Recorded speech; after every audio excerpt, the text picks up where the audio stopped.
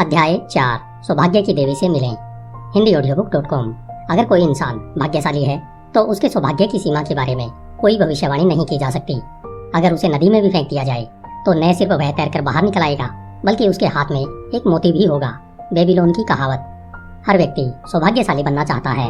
आज से 4000 साल पहले प्राचीन बेबीलोन में भी मनुष्यों के मन में सौभाग्यशाली बनने की इच्छा इतनी प्रबल थी जितनी आज के इंसान के मन में है। हम सब चाहते हैं कि सौभाग्य की चंचल देवी हम पर मेहरबान हो जाए। क्या कोई ऐसा तरीका है जिसे हम उस देवी को अपनी ओर आकर्षित कर सकें और उसके कृपा पात्र बन सकें? क्या कोई ऐसा तरीका है जिससे न सिर्फ हम उस देवी का ध्यान खींच सकें बल्कि उसके उदार वरदान भी पा सकें? क्या सौभाग्यशाली बनने का कोई तरीका है? प्राचीन बेबीलोन के व्यक्तियों के मन में भी यही सवाल उठा। उन्होंने यह पता लगाने का फैसला किया। वे चतुर और विचारवान थे। इसी वजह से उनका शहर अपने समय का सबसे समृद्ध और शक्तिशाली शहर बना। उस पुराने समय में स्कूल या कॉलेज नहीं थे। बहरहाल बेबीलोन में ज्ञान का एक केंद्र था और वह सैद्धांतिक नहीं बल्कि बहुत व्यवहारिक था। बेबीलोन की ऊंची इमारतों में एक इमारत सम्राट के महल, हैंगिंग गार्डन और देवी देवताओं के मंदिरों जितनी महत्वपूर्ण थी। आपको इतिहास की पुस्तकों में इसका बहुत कम जिक्र मिलेगा। इस बात की बहुत संभावना है कि आपको इसका जिक्र मिलेगा ही नहीं। बहरहाल इस इमारत का उस युग के चिंतन पर बहुत प्रबल असर हुआ। यह इमारत ज्ञान का मंदिर थी जहाँ स्वयंसेवी शिक्षक ज्ञान प्रदान करते थे। यहाँ सार्वजनिक रुचि के विषयों पर खुले मंच पर विचार विमर्श होता था। इसकी दीवारों के भीतर सभी व्यक्ति बराबर होते थे। सबसे गरीब सेवक भी अपने तर्कों से शाही घराने के राजकुमार के विचारों को गलत साबित कर सकता था। ज्ञान के मंदिर में कई लोग नियमित रूप से जाते थे। इनमें से एक अरकाद नामक बुद्धिमान आदमी था जिसे बेबीलोन का सबसे अमीर आदमी कहा जाता था। उसका अपना विशेष हाल था जहाँ लगभग हर शाम को बहुत से लोग रोचक विषयों पर चर्चा और बहस करने के लिए इकट्ठे होते थे। इन लोगों में कुछ वृद्ध और कुछ युवा भी थे, परंतु अधिकांश अधेड़ थे। बेहतर होगा कि हम उनकी बातें सुने ताकि हम यह जान सकें कि क्या वे सौभाग्य या खुशकिस्मती को आकर्षित करने का तरीका जानते थे। जब अरकाद अपने मंच पर आया तो सूरज रेगिस्तानी धूल की धुंध के बीच आग की बड़ी लाल गेंद की तरह चमकते हुए अभी अभी डूबा था। 80 लोग उसके आने का इंतजार कर रहे थे और फर्श पर बिछे कालीनों पर बैठे हुए थे। बाकी लोग आते जा रहे थे। अरकाद ने पूछा, आज शाम को हम किस विषय पर चर्चा करेंगे? थोड़े संकोच के बाद कपड़े बुनने वाले एक लंबे व्यक्ति ने खड़े होकर कहा, मैं चाहता हूँ कि एक खास विषय पर चर्चा हो, परंतु मैं इसे बताने से डरता हूँ। अरकाद कि कहीं यह आपको और आपके मित्रों को मूर्खतापूर्ण न लगे। जब अरकाद और बाकी लोगों ने उससे वह विषय बताने का आग्रह किया तो उसने कहा, आज के दिन मैं खुशकिस्मत था क्योंकि मुझे स्वर्ण मुद्राओं से भरा एक पर्स मिल गया। मेरी प्रबल इच्छा है कि मैं हमेशा खुशकिस्मत रहूं। मुझे लगता है कि हर व्यक्ति की यही इच्छा होगी, इसलिए मैं सुझाव देता हूं कि हम इस विषय पर बहस करें कि सौभाग्य या खुशकिस्मती को कैसे आकर्षित किया जाता है ताकि हम खुशकिस्मत बनने के तरीके खोज सकें। अरकाद ने कहा, यह बहुत ही रोचक विषय है, इस पर हमें चर्चा करनी चाहिए। कुछ लोगों के लिए अच्छी किस्मत का मतलब संयोग या अकस्मात घटना है जो बिना किसी उद्देश्य या कारण के हो सकती है। बाकी लोगों को यह विश्वास होता है कि हमारी खुशकिस्मती हमारी सबसे उदार देवी अष्टर की कृपा पर निर्भर है जो उन लोगों को उदारतापूर्वक पुरस्कार देती है जो उसे खुश करते हैं। मित्रों, आप लोगों की क्या राय है? क्या हम यह पता लगाएं कि हम किन तरीकों से खुशकिस्मती को आकर्षित कर सकते हैं ताकि हम सब खुशकिस्मत बन सकें? हाँ, बहुत बढ़िया रहेगा, उत्सुक श्रोताओं के बढ़ते समूह ने जवाब दिया। इस पर अरकाद ने आगे कहा, चर्चा शुरू करने से पहले आप लोग मुझे बताएं कि आप में से किन लोगों को हमारे मित्र कपड़ों के बुनकर की तरह के अनुभव हुए हैं जब उन्हें बिना कोशिश के बहुमूल्य खजाने या रत्न मिले हों। एक चुप्पी छा गई। सबने एक दूसरे की तरफ देखा परंतु कोई भी कुछ नहीं बोला। अरकाद ने पूछा, क्या ऐसा और किसी के साथ नहीं हुआ? फिर तो इस तरह की खुशकिस्मती बहुत ही दुर्लभ होगी। अगर आप में से कोई यह सुझाव दे कि हम अपनी खोज कहाँ से शुरू करें। अच्छे कपड़े पहने हुए एक युवक ने कहा, मैं बताता हूँ। जब कोई व्यक्ति खुशकिस्मती के बारे में बातें करता है तो क्या यह स्वाभाविक नहीं है कि उसके विचार जुए की टेबल की ओर मुड़े? क्या वहाँ हमें ऐसे लोग नहीं मिलते हैं जो जीतने के लिए देवी की कृपा चाहते हैं? उसके बैठने के बाद एक आवाज सुनाई दी, रुको मत, अपनी बात पूरी करो। हमें बताओ, क्या जुए की टेबल पर देवी ने तुम पर कृपा की? क्या क्यूब में लाल हिस्सा ऊपर आया था और तुमने जुए घर के मालिक से ढेर सारा धन जीता था? या फिर क्यूब का नीला हिस्सा ऊपर आया था जिससे जुए घर का मालिक तुम्हारा मेहनत से कमाया गया धन बटोर कर ले गया था? युवक ने हंसकर जवाब दिया, मुझे यह स्वीकार करने में कोई संकोच नहीं है कि सौभाग्य की देवी को तो शायद यह मालूम ही नहीं था कि मैं वहाँ पर था, परंतु आप में से बाकी लोगों के साथ तो ऐसा हुआ होगा। क्या आपने पाया है कि देवी ऐसी जगहों पर आपका इंतजार कर रही थी और क्यूब को फायदे के लिए पलट रही थी? हम यह सुनने और सीखने के लिए उत्सुक हैं। अरकाद ने कहा, बहुत ही समझदारीपूर्ण शुरुआत है।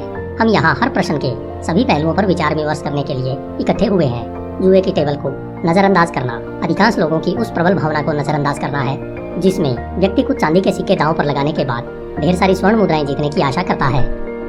एक अन्य श्रोता ने कहा, इससे मुझे कल की घुड़दौड़ की याद आ गई। अगर सौभाग्य की देवी जुए घर में मिल सकती है तो निश्चित रूप से वह घुड़दौड़ों को भी नजरअंदाज नहीं करती होगी, जहाँ सजे हुए रथ और तेज गति से दौड़ते घोड़े बहुत ज्यादा रोमांच प्रदान करते हैं। अरकाद, हमें ईमानदारी से बताएं कि क्या उसने आपके कान में धीरे से यह फुसफुसा दिया था कि आप कल निनेवे के बूढ़े घोड़ों पर अपना दाव लगाएंगे? मैं आपके पीठ पीछे ही खड़ा था और जब मैंने सुना कि आप उस बूढ़े घोड़ों पर दाव लगा रहे हैं तो मुझे अपने कानों पर यकीन नहीं हुआ। हम सब जानते हैं, जिसमें आप भी शामिल हैं, कि निष्पक्ष दौड़ में पूरे एसीरिया में कोई भी घोड़ा हमारे प्रिय घोड़ों को नहीं हरा सकता। क्या देवी ने आपके कान में चुपके से कह दिया था कि बूढ़े घोड़ों पर दाव लगा दो? क्योंकि आखिरी चक्कर के अंदर वाला काला घोड़ा लड़खड़ा गया था, जिससे हमारे घोड़ों की राह में बाधा आ गई और बूढ़े घोड़े रेस में जीत गए, हालांकि वे इस योग्य नहीं थे। अरकाद ने इस ठिठोली पर मुस्कुराते हुए कहा, हमारे पास यह महसूस करने का क्या कारण है कि सौभाग्य की देवी घुड़दौड़ में किसी व्यक्ति के दांव में इतनी रुचि लेंगी? मेरे लिए वे प्रेम और गरिमा की देवी है, जो जरूरतमंद लोगों की मदद करती है और योग्य लोगों को पुरस्कार देती है। मैं जुएघर या घुड़दौड़ों में उनकी तलाश नहीं करता हूँ, जहाँ ज्यादातर लोग धन कमाने के बजाय कमाते हैं। इसके बजाय मैं दूसरी जगहों पर उनकी तलाश करता हूँ, जहाँ इंसानों के काम ज्यादा महत्वपूर्ण और पुरस्कार के योग्य होते हैं। चाहे खेती हो या ईमानदारी से किया जाने वाला व्यवसाय, सभी कामों में इंसान के पास अपनी कोशिशों और सौदों के लाभ कमाने का अवसर होता है। शायद हमेशा उसे पुरस्कार नहीं मिलेगा, क्योंकि कई बार उसका निर्णय गलत हो सकता है और कई बार हवाएं और मौसम उसकी कोशिशों पर पानी फेर सकते हैं।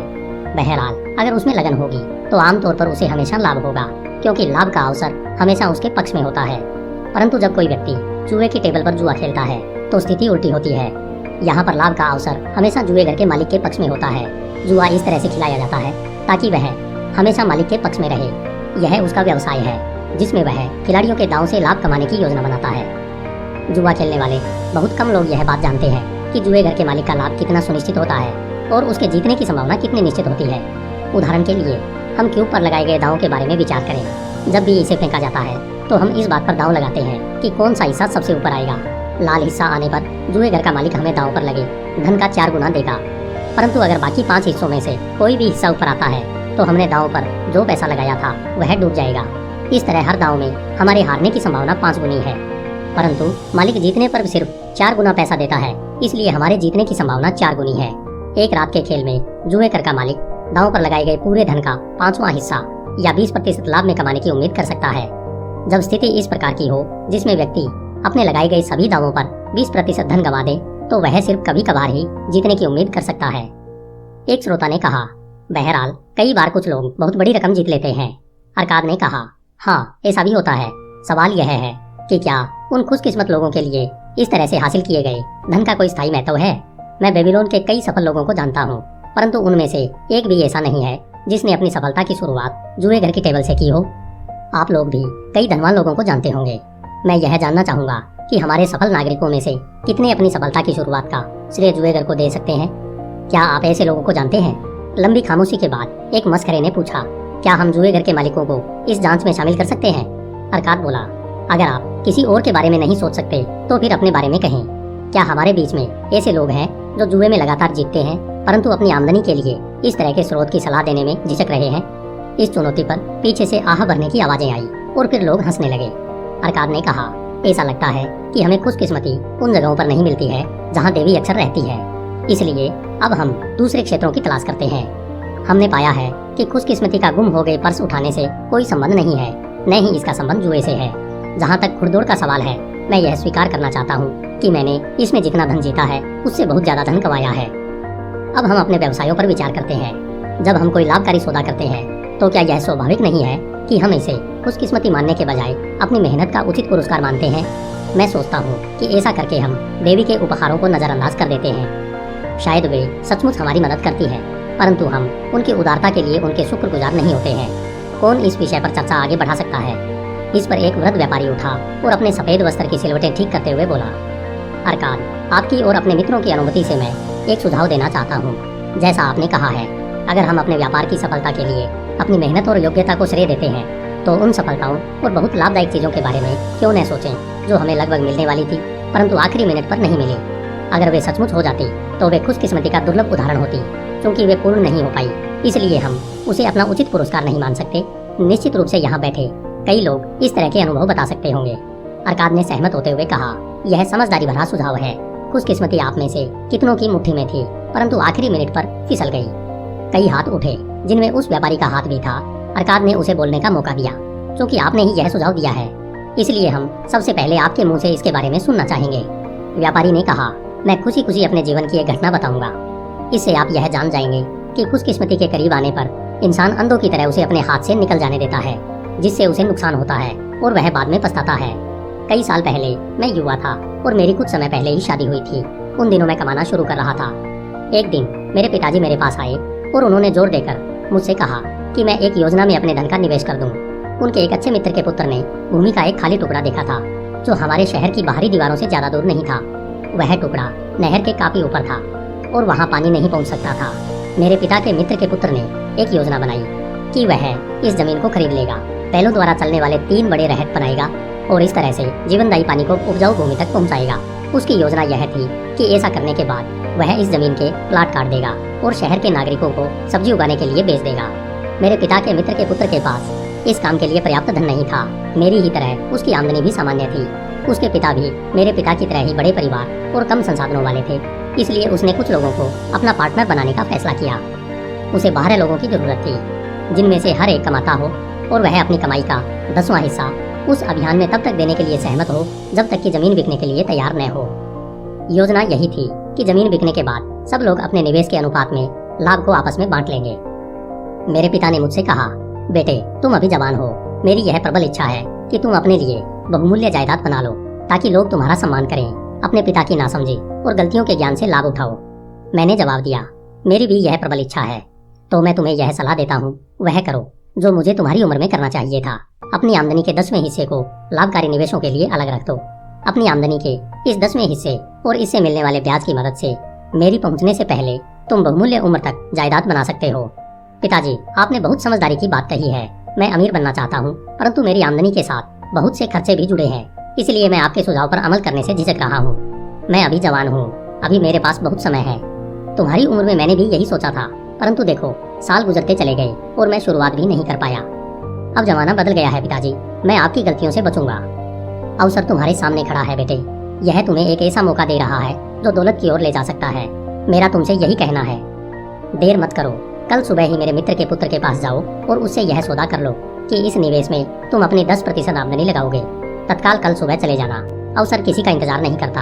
आज यह सामने होता है, परंतु कल दूर चला जाता है, इसलिए देर मत करो। अपने पिता की सलाह के बावजूद मैं झिझकता रहा। पूर्वी देशों से व्यापारी नए सुंदर वस्त्र लाए थे, जो इतने आकर्षक और बढ़िया लग रहे थे कि मैंने और मेरी पत्नी ने महसूस किया कि हमें उन्हें खरीद लेना चाहिए। अगर मैं उस अभियान में अपनी 10% आमदनी का निवेश करने के लिए तैयार हो जाता, तो हम उन वस्त्रों को नहीं खरीद पाते और कई अन्य आनंदों से वंचित रह जाते, जिन्हें हम बहुत चाहते थे। मैंने निर्णय लेने में तब तक देर लगाई जब तक कि बहुत देर नहीं हो गई। बाद में मैं इस पर बहुत पछताया। वह अभियान उम्मीद से ज्यादा फायदेमंद साबित हुआ। मेरी कहानी यह बताती है कि मैंने किस तरह खुशकिस्मती को अपने पास से निकल जाने दिया। रेगिस्तान से आए एक सांवले आदमी ने कहा, इस कहानी में हम देखते हैं कि खुशकिस्मती उस व्यक्ति के पास आती है जो अवसर को स्वीकार करता है। जायदाद बनाने के लिए हमेशा एक शुरुआत करना पड़ती है। शुरू में यह सोने या चांदी के कुछ सिक्कों तक सीमित होती है, जिन्हें आदमी अपनी आमदनी में से बचाकर अपना पहला निवेश करता है। मैं खुद कई मवेशियों का मालिक हूँ। मवेशी पालने की शुरुआत मैंने बचपन में ही कर दी थी, जब मैंने चांदी के एक सिक्के से एक बछिया खरीदी थी। क्योंकि यह मेरी दौलत की शुरुआत थी, इसलिए मेरे लिए यह बहुत महत्वपूर्ण थी। पहली शुरुआत के बाद जायदाद बनाना खुशकिस्मती से हर इंसान के बूते की बात है।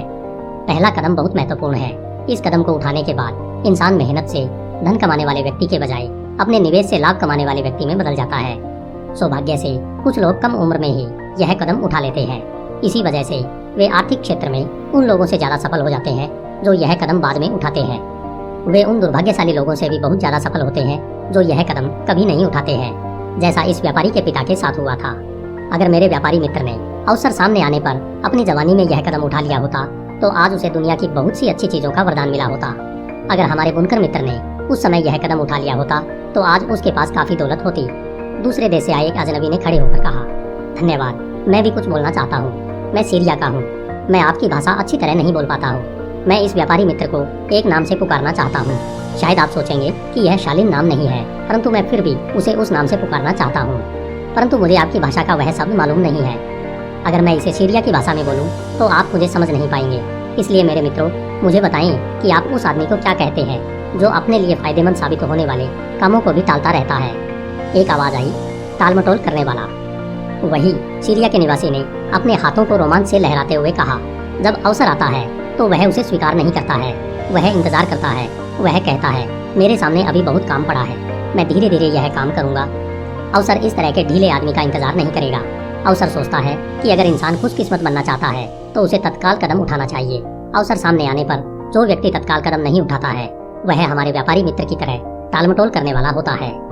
व्यापारी उठकर खड़ा हुआ और सिर झुकाकर लोगों की हंसी पर प्रतिक्रिया करते हुए बोला, अजनबी, आप हमारे मेहमान हैं। मैं आपकी प्रशंसा करता हूँ जो आपने सच्ची बात बोलने में जरा भी हिचक नहीं दिखाई।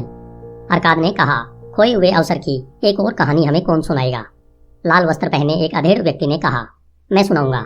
मैं मवेशियों का खरीदार हूँ, खासतौर पर ऊँटों और घोड़ों का। कई बार मैं भेड़ बकरियां भी खरीद लेता हूँ। एक रात को अवसर मेरे सामने अचानक आया जब मैं इसकी बिल्कुल भी उम्मीद नहीं कर रहा था। शायद इसी वजह से मैंने इसे अपने हाथ से फिसल जाने दिया। बेहतर होगा कि फैसला आप ही करें। मैं ऊँट खरीदने के लिए शहर से बाहर गया था। 10 दिनों की निराशाजनक यात्रा के बाद जब मैं लौटा तो मुझे यह देखकर गुस्सा आया कि रात होने की वजह से शहर का द्वार बंद हो चुका था और उस पर ताले भी लग चुके थे। मेरे नौकरों ने रात काटने के लिए तंबू लगाए। बहरहाल हम सोच रहे थे कि हमारे पास बहुत कम भोजन है और पानी तो बिल्कुल भी नहीं है, इसलिए यह रात मुश्किल से कटेगी। उसी समय एक बूढ़ा किसान मेरे पास आया जो शहर के द्वार का ताला बंद होने के कारण हमारी ही तरह बाहर रह गया था। उसने मुझसे कहा, आदरणीय श्रीमान, आपके हुलिये से मुझे लगता है कि आप मवेशियों के खरीदार हैं। अगर ऐसा है तो मैं आपको अपनी बहुत अच्छी भेड़ें बेचना चाहूंगा जिसे मैं अभी अभी लाया हूँ। मेरी पत्नी बहुत बीमार है और उसे बुखार है। मुझे तत्काल लौटना होगा। आप मेरी भेड़ें खरीद लें ताकि मैं और मेरे नौकर ऊँटों पर सवार होकर बिना देर किए तत्काल घर लौट जाएं। इतना अंधेरा था कि मैं उनकी भेड़ों को देख भी नहीं सकता था। हालांकि उनकी आवाजों से मैं समझ गया कि रेवड़ बहुत बड़ा होगा। मैंने ऊँटों की तलाश में अपने 10 दिन बर्बाद कर दिए थे, परंतु मुझे अच्छे ऊँट नहीं मिल पाए थे। इसलिए मैं उसके साथ खुशी खुशी सौदेबाजी करने के लिए तैयार हो गया। वह मुश्किल में था, इसलिए उसने बहुत ही वाजिब दाम मांगा। मैंने वह सौदा मंजूर कर लिया क्योंकि मैं अच्छी तरह जानता था कि मेरे नौकर सुबह भेड़ों को हांक कर शहर में ले जाएंगे और उन्हें बेचने से हमें काफी लाभ होगा। सौदा होने के बाद मैंने अपने नौकरों से मशालें लेकर आने को कहा ताकि हम किसान की 900 भेड़ों को गिन सकें।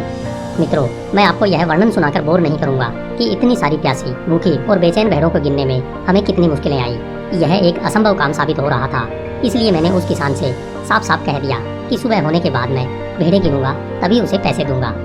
उसने आग्रह किया, मेहरबानी करके आप आज रात को मुझे 2/3 कीमत ही दे दें ताकि मैं अपने घर लौट सकूं। मैं अपने सबसे समझदार और शिक्षित सेवक को आपके पास छोड़ जाऊंगा जो सुबह भेड़ गिनने में आपकी मदद करेगा। वह विश्वसनीय है और आप बाकी का 1/3 पैसा उसे दे सकते हैं। परंतु मैंने जिद पकड़ ली और रात को पैसे देने से इनकार कर दिया। अगली सुबह मेरे उठने से पहले ही शहर का द्वार खुला और 4 खरीदार भेड़ों की तलाश में बाहर भागते हुए आए। वे बहुत उत्सुक थे और ऊंची कीमतें देने को तैयार थे क्योंकि शहर पर युद्ध की घेराबंदी का खतरा मंडरा रहा था और भोजन पर्याप्त नहीं था। किसान मुझे जितनी कीमत पर भेड़ें देने के लिए तैयार हुआ था उसे लगभग 3 गुना ज्यादा कीमत मिली।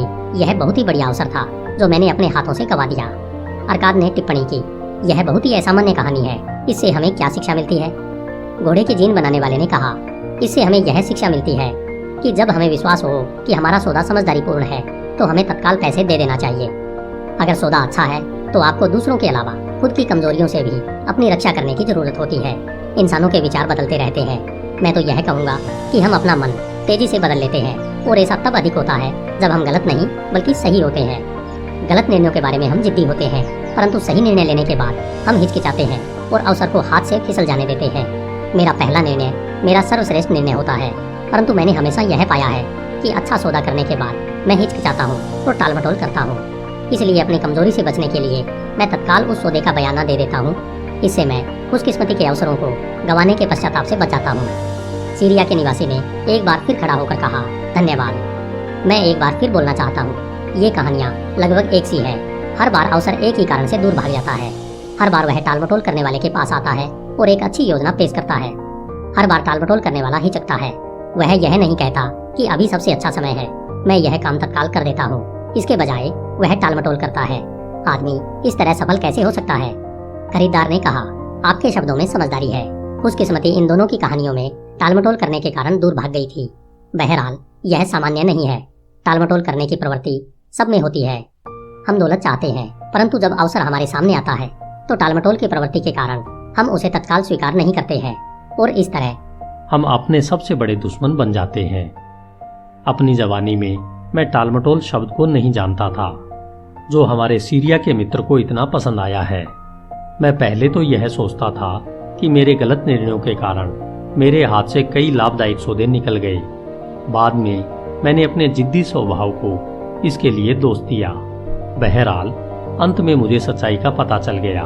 मैंने जान लिया कि जब मुझे काम करना चाहिए था तब मुझे तत्काल और निर्णायक काम करना चाहिए था।